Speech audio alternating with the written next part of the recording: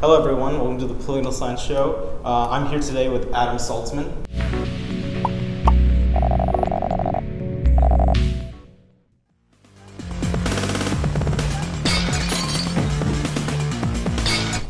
Famed indie game maker. And in this episode we're going to talk about an array of topics ranging from industry to kind of philosophy. So on this week's episode, we're going to be talking specifically about the next gen debate that's coming up. So right now, what's going on is that the PlayStation 4, the Xbox One, they're going to release at the end of the year. Really big markets, and initially both very different kind of philosophies in terms of towards smaller developers. You have the guys over at Sony Worldwide are saying it's an open platform, release what you want. Mm-hmm. And as with recent comments by Phil Fish from Polytron, saying that Microsoft is still very closed and it's not very healthy. You as a developer, where are you leaning? What is exciting you? What are some issues that you're finding? From our perspective, Sony is definitely coming across as way more friendly. Right. Their outreach group, their developer contacts. There's a guy, Zach Wood and Nick Sutner, and a couple other guys there who constantly reach out into independent developers and are deliberately seeking out things that they kind of personally carry through, games that they believe will be cool. So as long as they're at Sony, I feel like things are going to kind of continue to be pretty good for independent developers. They brought Hotline Miami through, and they brought Sound Shapes, which is just gorgeous. That was a Zach Wood kind of escorted project through Sony. And overall, they've always had this kind of this idea of sort of prestige and art as part of their identity. So that game company was a second party studio for them for 10 years or something, right? And that was not something that directly earned a lot of money for Sony. That was just something that they kind of believed in. And on the other side of the Pacific, the Shadow of the Colossus team, and so they have this there's definitely some kind of underlying attitude of caring about pushing boundaries outside of the main hardcore gamer boundaries, which I think they try to speak to as well. But they have these outside interests. The crazy thing is, I actually think a lot of people at Microsoft feel the exact same way. Okay. Below by Cappy is going to launch on the Xbox One first. And that's highly idiosyncratic, very specific artistic vision, just achingly beautiful, and in many ways slow-paced game, exactly the kind of game you would kind of assume would be on a Sony platform in some ways. And that's an Xbox native thing, and they have a great working relationship with a lot of independent game developers. I think the thing that is unpredictable about them is they are so huge and fractured and internally competitive, and they have very high turnover of staff. And all of those things together mean that I've heard things there have been a lot of recent announcements from Microsoft saying, oh, we're going to allow self-publishing, oh, we're going to allow this, oh, we're going to allow that. And I've heard that those are decisions that were made actually a long time ago. Oh, okay.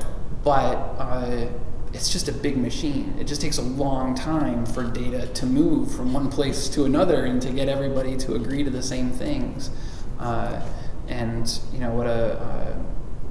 think they always grasp the audience that they're speaking to. Their spokesperson will say things that actually would make a lot of sense at one conference, and then he'll, but for whatever show they've decided to say those things at, maybe they don't make as much sense. Okay. I mean, back to your recent comment on kind of Sony's design, or I guess marketing philosophy, or what games they pick up, like the Unfinished Swan or Journey. Yeah. I mean, here in Austin at least, amongst, I don't know, your peers, beyond Steam or PC, do they feel that they want to lean towards one platform versus the other, or go exclusive to get that marketing push by Sony? Because I mean, Journey sold incredibly well. I don't know about the Unfinished One, but I'm sure it got a lot of attention. I imagine it probably did okay. I mean, those studios mainly stay afloat because they're kind of part of Sony and Sony Santa Monica. And if they don't completely pay back everything they put into the game, it's fine. But yeah, Journey was like the fastest selling PSN game of all time or something, right? Which is pretty cool. But, I don't know if I've talked to anybody here in town about it specifically, but in the wider community, I've got lots of friends who are bringing stuff to PS4 and Vita specifically. Okay. Like they're really strongly favoring those platforms over Xbox One as of right now. Okay. And I think part of it is just that so maybe 3 or 4 years ago we actually were. Actually, it was like late 2009, early 2010. We started talking to Sony about, hey, it would be a blast to do a console game. Like we have a bunch of ideas, and the process was very high friction. It was a very complicated process. Okay. Like before you even started talking to anyone there, you had to fill out this 3-year financial forecast report, and it was very obviously geared toward much larger studios with a very different focus. And so I think if anything has changed beyond simply requiring. So the issue with Microsoft for a long time is that you've not been able to self-publish. You've had to publish through Microsoft Studios. Right. And when they are acting as your publisher, they have by default, they will negotiate on it, but they have a by default very predatory agreement that they present to you, which says things like, oh, we own your game forever, and so on and so forth. Like things that usually independent developers aren't interested in because they don't want to release on just one platform for eternity. But my impression is that the Sony process is much more small studio friendly. Sure. So there's a lot less weird financial paperwork and signing off of things and approvals, and they've been stripping away some of those layers. Okay. And I think for a lot of studios, it actually matters a lot. Like I never made it to the point where I was talking to someone about our game idea 3 years ago. Okay. I just couldn't do it. I couldn't get through. It took 6 months of sending emails back and forth, and we were obviously in some kind of, arrangement where as long as there was one piece of information missing, it was easier for them to send it back and say this form is incomplete rather than help us complete it and move forward. It was just a very, it felt like normal customer service like you would get from an insurance company or something. It ended up being really negative, but I think that part has gotten a lot better, and that makes a huge difference to small devs. I mean, do you think Microsoft can kind of turn this philosophy around and become less of a tank and more of a fluid moving object that can reach out to the smaller devs? Yeah, I mean, I think theoretically it's totally possible. Sure. And there are sort of the head of the kind of Xbox Live indie games sort of department is this guy, Chris Charla, who his heart and mind are in completely the right place. I think the question is whether the people there who kind of know where to go from here are almost physically capable of doing it. Like how many obstacles are between them and getting a lighter weight, simpler, smoother workflow, and that's just never something that Microsoft has been good at. Right. There's no version of any Microsoft software even that is streamlined and easy to use and designed to get you from point A to point B faster. That's not a thing that they do there. That's never been a part of their culture. So totally possible. At the same time, it's never been done before. Sure. So I mean, do you think that streamlined approach or that A to B that you were talking about is starting to change with Windows 8 and Windows Phone, where things are just kind of very clean, or is it still just muddled? Yeah, I don't think it's like. I think to me, it feels like a very superficial thing. They're like, oh, like simplicity in smartphones are popular, and so we'll get like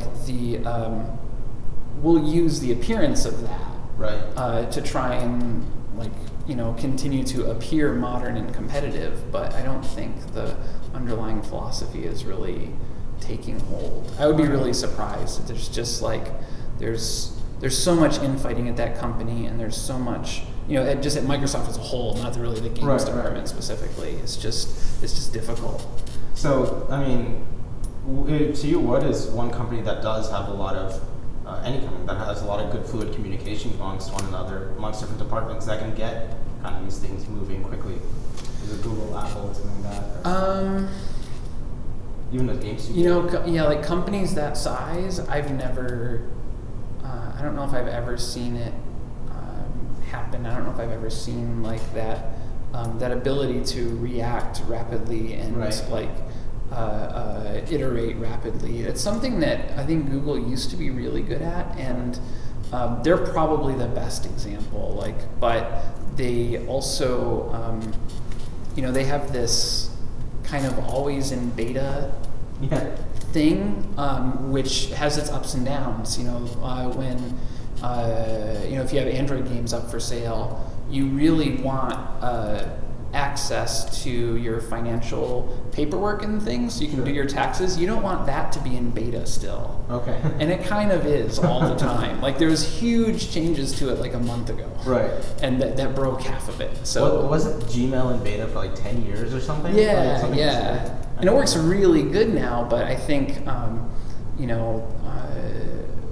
they're growing and growing and growing, and their company culture changes kind of naturally over time, and it becomes really difficult for them to.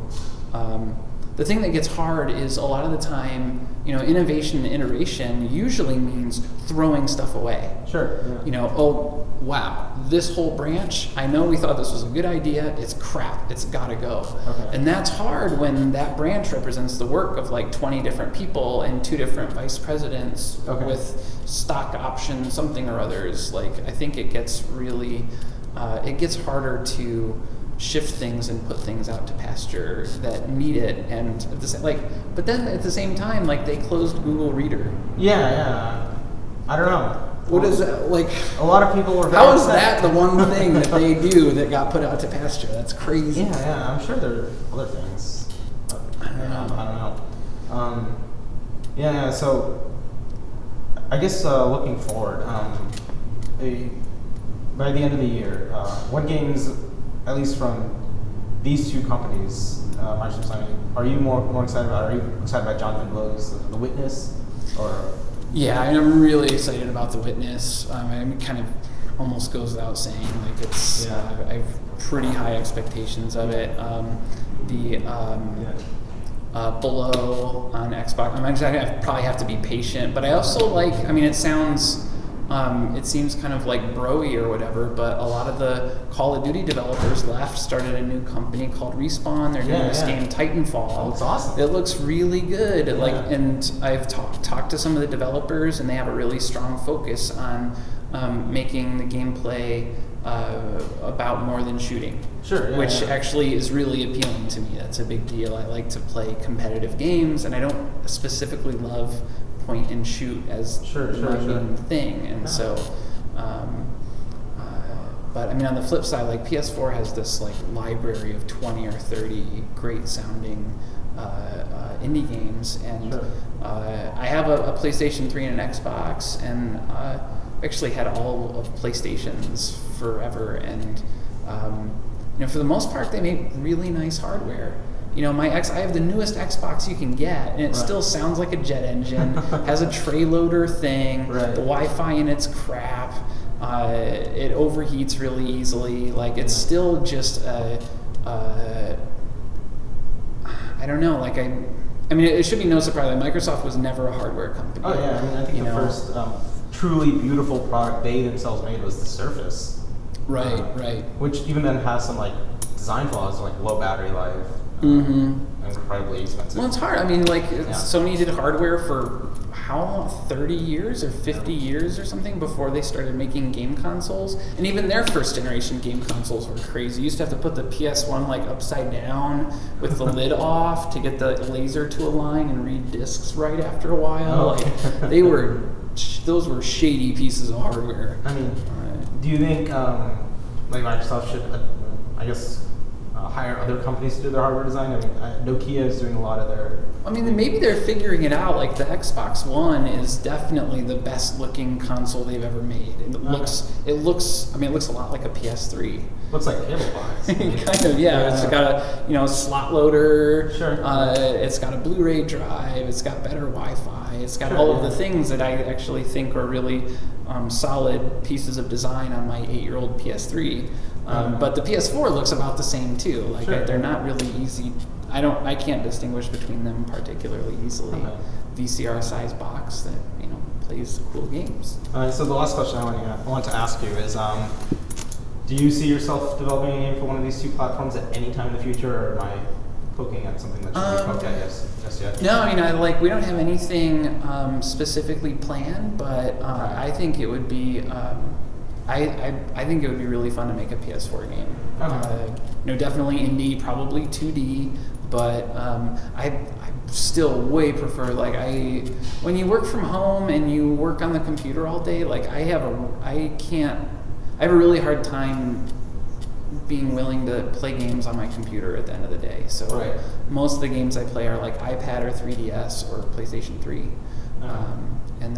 And the Mark of the Ninja DLC just came out. I'll plug that for them. And that's on 360, and I love that game. The DLC is really, really good. No, I love playing on TV. So I own all these games. I'm stuck in this backlog hell, right? Yep, I know. Gosh, it's absurd. I have stuff from 2000. I think the oldest games I have still shrink wrapped are 2010. Okay, that's not terrible. It could be worse, but I still feel bad about it. Oh yeah, I feel bad about the idea that I've spent money on this. I'm not getting any return on it. I'm more just I miss I miss that cultural part of my diet. Sure. It's really hard. Most of the time at the end of the day, I would rather watch a movie because I've been playing my own game all day, and I feel like I've been using this Xbox controller for the last 4 hours. I just want to kick back and get some. And honestly, it's hard to find. It's getting easier. Gone Home just came out, which is improving things a lot, but it's kind of hard to find games for grown-ups. Okay. I love games for kids, but 99% of games are really kind of for kids. They don't have grown-up ideas, or it's not to say it's not that childish is bad. Sure. It's just it's kind of just one flavor. And books or movies, you can find really complex, weird ideas more easily than you can in games right now. So I mean, have you ever played The Last of Us yet? I guess that's not yet. I've heard amazing things about the storytelling. Yeah. That's in my backlog. It's literally in my PS3 right now, and I'm literally writing about games so much, and I'm doing this and writing this stuff. I'm I just don't want to talk about it, right? Yeah. So I guess that's kind of the weird area, is that I'm just trying to be in the games industry, coming into it, where I just don't want to play. Yeah, well, it just boils to you end up having limited time in your day, and for me, I have a lot of questions. I have should I spend time with my kids? Should I spend time making games? Should I spend time, digesting culture? All of those things are really important to me. And if I say, I'm going to take in some culture today. I'm going to get inspired by all the things everybody else is doing. I still have to kind of decide: am I going to get that from games or books or movies or music or plays, or where's that going to come from? And I don't know. In my head, I can see this decision tree, and playing video games is kind of one of 10 things, which didn't used to be the case. Right. Okay. So with that, that's this week's episode. Join us next week, where we'll be back with Adam discussing something else.